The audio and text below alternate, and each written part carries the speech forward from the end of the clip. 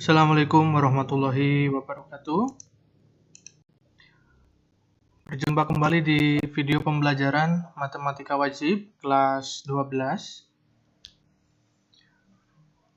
Sebelumnya Pak Guru ucapkan selamat kepada kalian karena telah menyelesaikan pembelajaran di semester 1 dengan baik, walaupun masih banyak keterbatasan ya. Oke, di semester 2 ini kita mulai lagi pembelajaran kita walaupun masih dalam suasana pembelajaran jarak jauh. Dan di semester 2 ini adalah semester terakhir ya, semester 6, semester terakhir kalian di SMA. Mungkin di semester ini juga kalian sembari mempersiapkan untuk ke jenjang perguruan tinggi.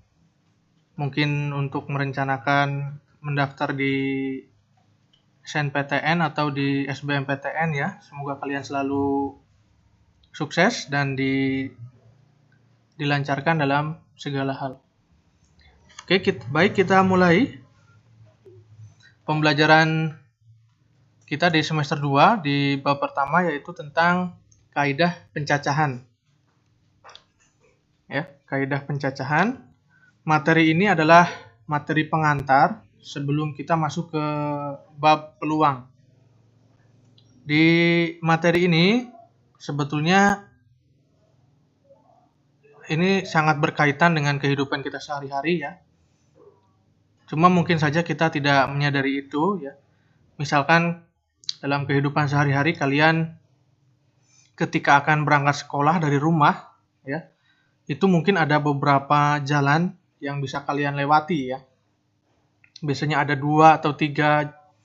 Jadi kalian bisa memilih kalian mau berangkat lewat jalan mana, dan nanti pulang kalian memilih jalan yang berbeda. Nah, itu sering terjadi ya. Nah, itu secara tidak sadar itu adalah kalian berpikir tentang kaidah pencacahan. Kemudian yang paling jelas juga terlihat misalkan di pembuatan nomor plat kendaraan. Ya, kalau kalian punya kendaraan bermotor, itu kan pasti ada nomor platnya ya. Nah, kalian bisa cermati di situ, pasti setiap nomor plat berbeda, tidak ada nomor yang sama. Misalkan dalam satu wilayah kecamatan atau bahkan dalam satu kabupaten ya, itu tidak ada nomor yang sama, tidak ada plat nomor yang sama. Nah, itu tentu saja sudah diatur sedemikian rupa ya, tidak ada yang sama walaupun angkanya ya hanya itu saja. Ya, angkanya bisa diulang, bisa tidak ya. Dan biasanya 4 angka. Itu juga termasuk kaidah pencacahan.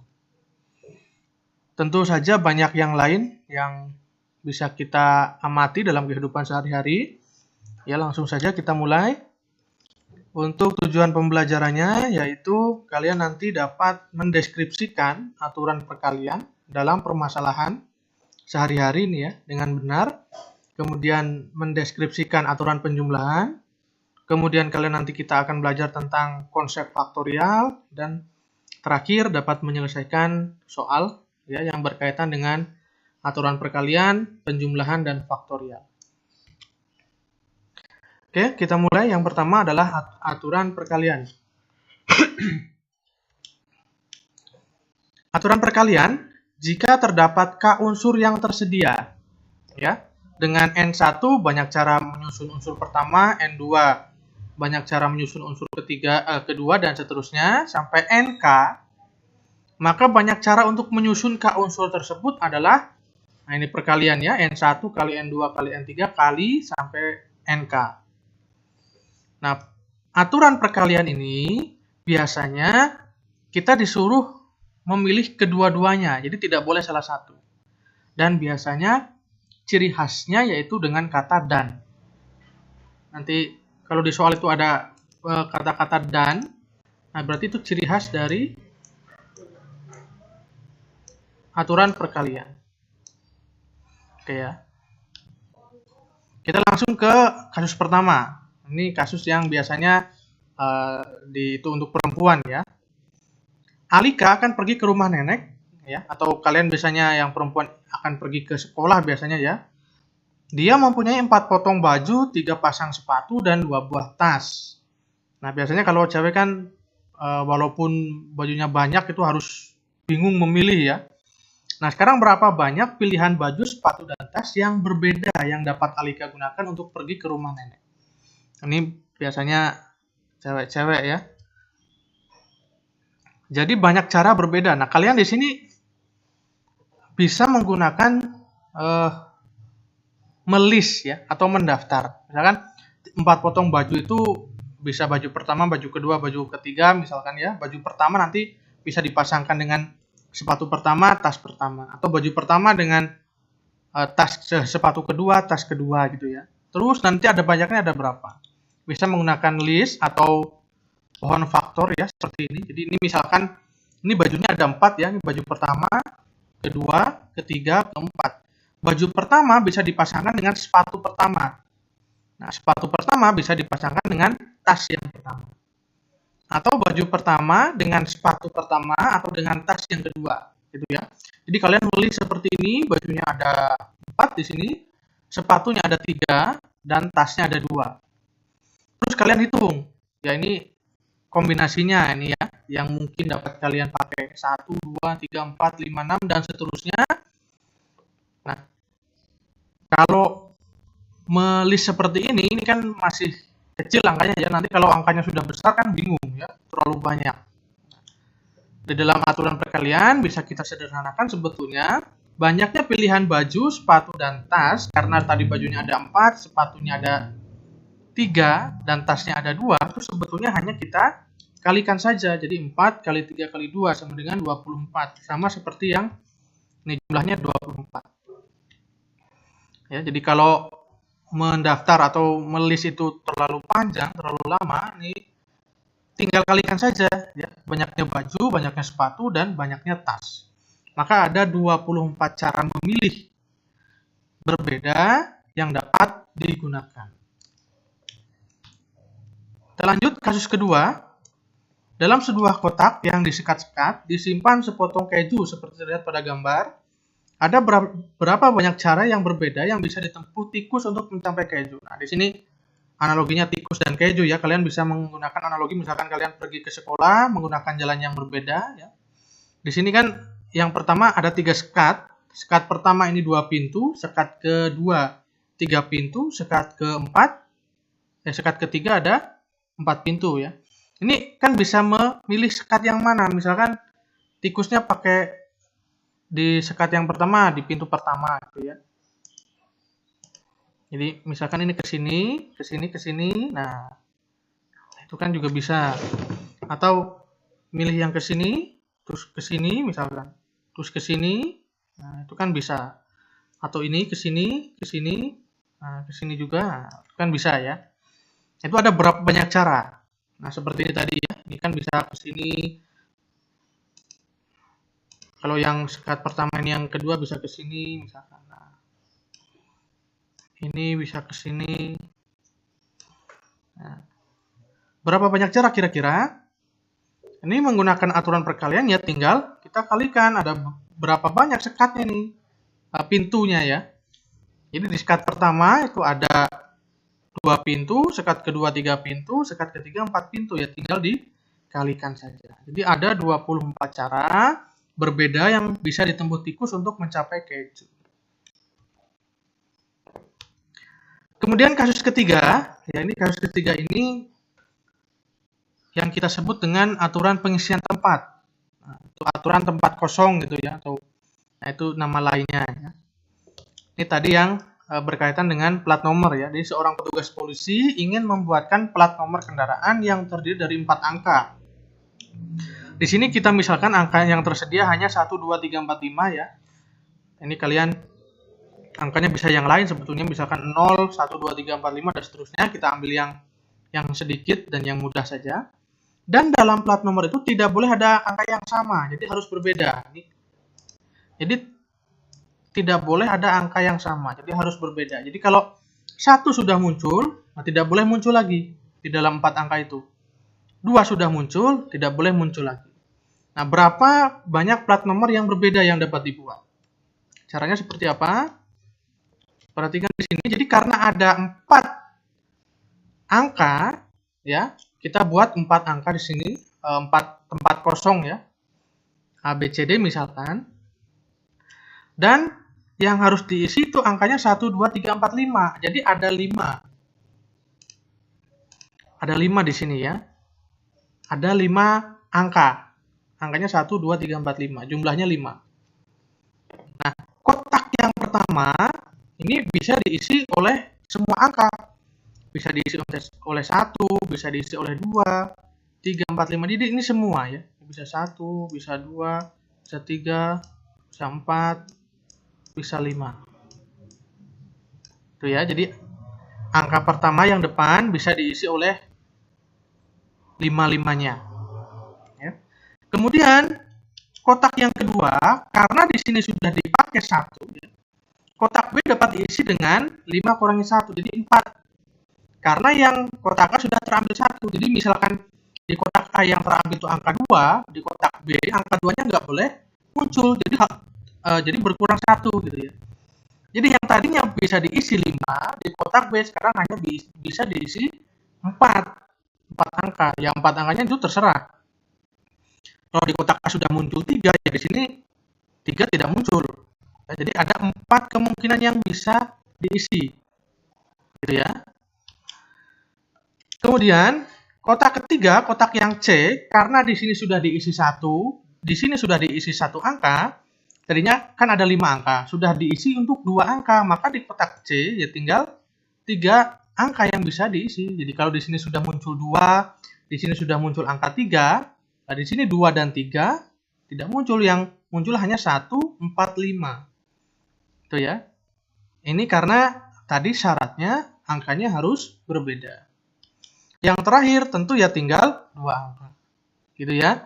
Jadi ini yang A itu bisa diisi 5-5-nya dari 1, 2, 3, 4, 5. Yang B itu tinggal 4 karena di sini sudah diisi. Yang C tinggal 3, yang D tinggal 2. Jadi analoginya seperti itu.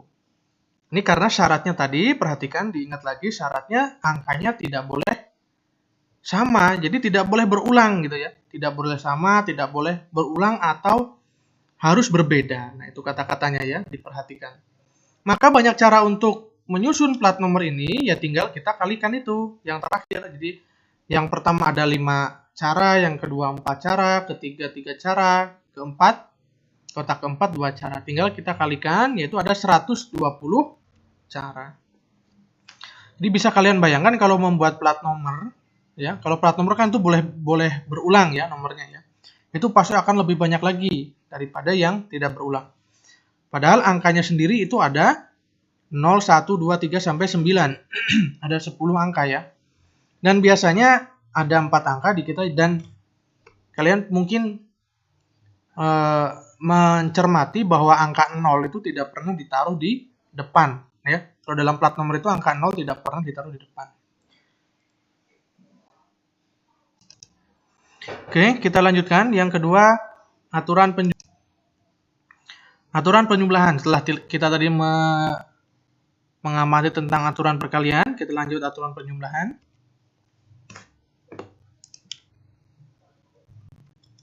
Oke, aturan penjumlahan adalah aturan untuk menghitung banyaknya kejadian yang sifatnya opsional atau pilihan. Biasanya menggunakan kata penghubung atau, ya.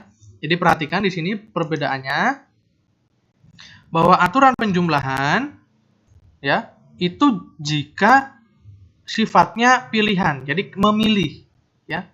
Kalau tadi aturan perkalian itu harus semuanya dipilih. Kalau ini hanya kalian bisa memilih. Biasanya menggunakan penghubung atau. Kalau aturan perkalian penghubungnya dan, ya. Perhatikan di sini.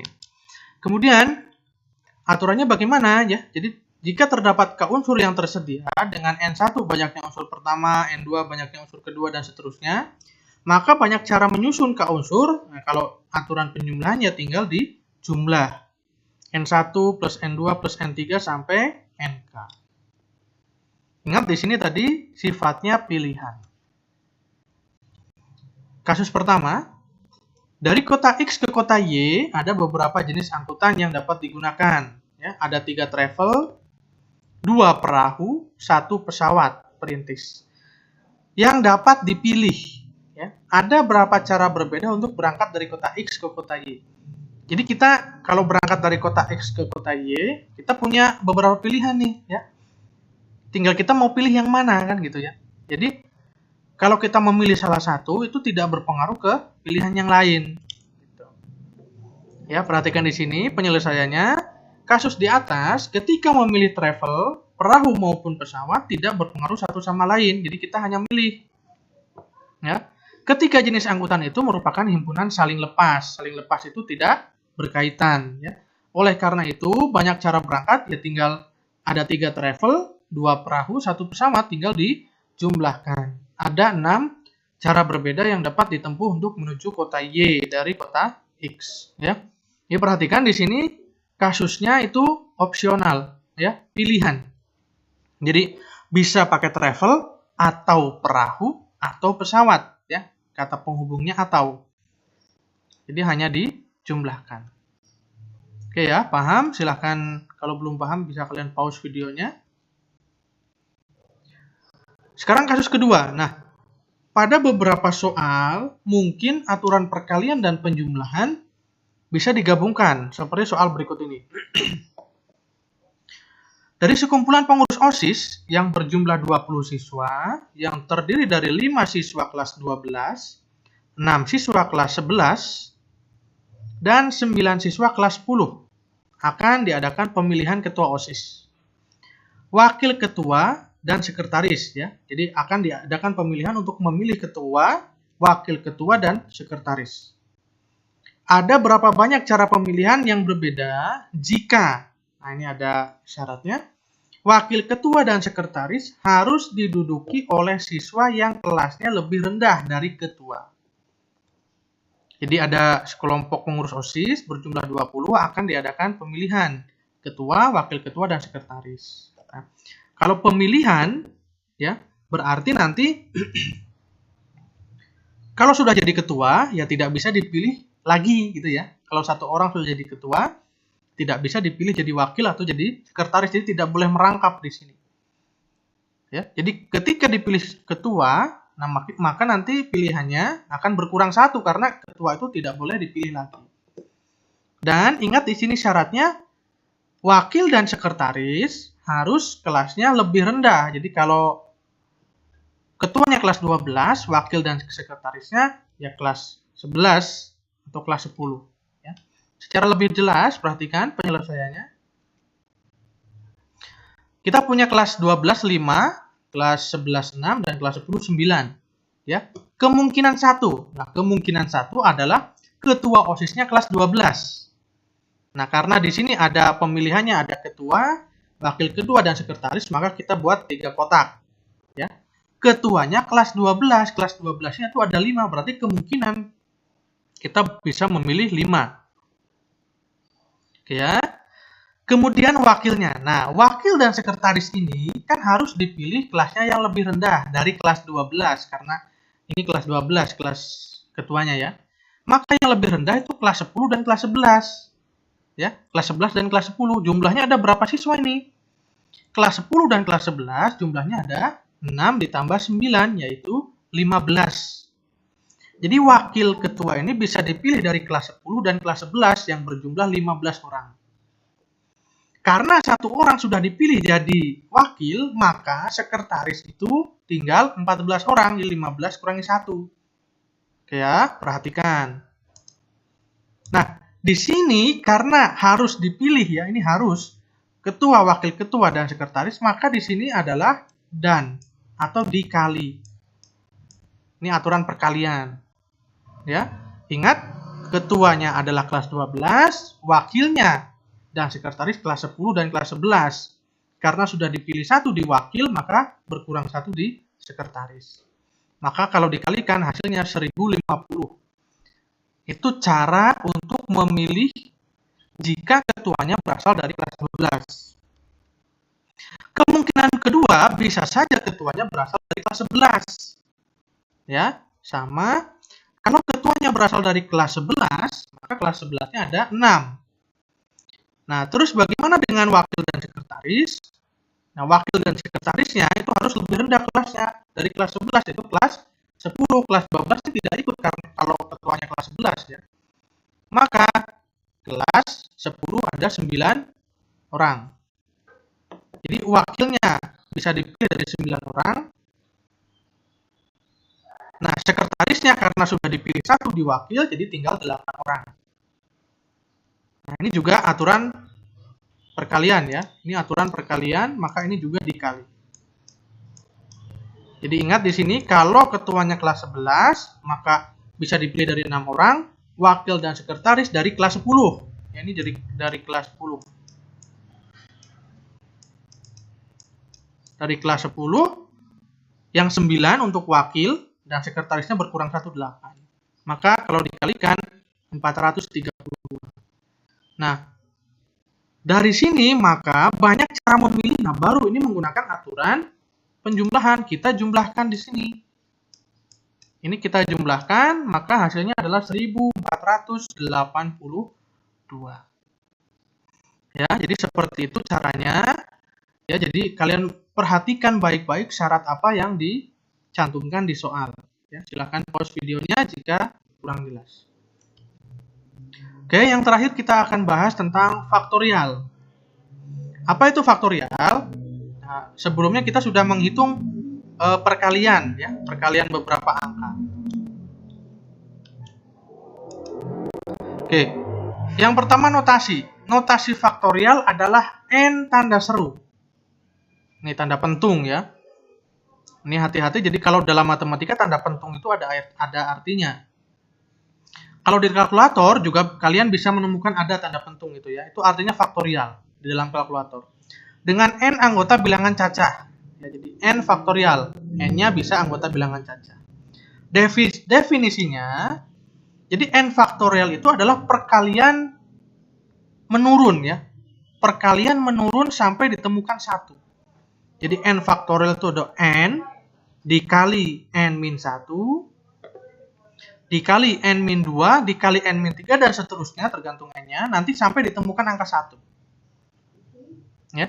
Atau bisa kalian balik, jadi N faktorial itu 1 dikali 2 kali 3 terus naik sampai ketemu N. Nanti N-nya berapa? Nah, karena N itu bilangan cacah, maka 1 faktorial itu 1 dan 0 faktorial itu juga 1. Nah, ini kita buktikan lebih lanjut untuk 0 faktorial. Contoh yang pertama.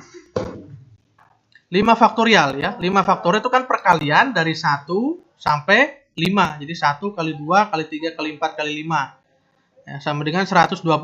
Ini kalau dikalikan hasilnya 120.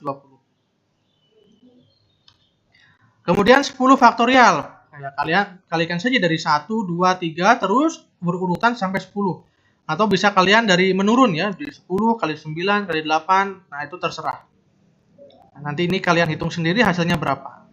Atau dalam kalkulator itu tinggal dipencet aja 10 terus pencet tanda pentung, itu pasti keluar hasilnya. Contoh nomor 3, 5 faktorial dibagi 3 faktorial. Ya.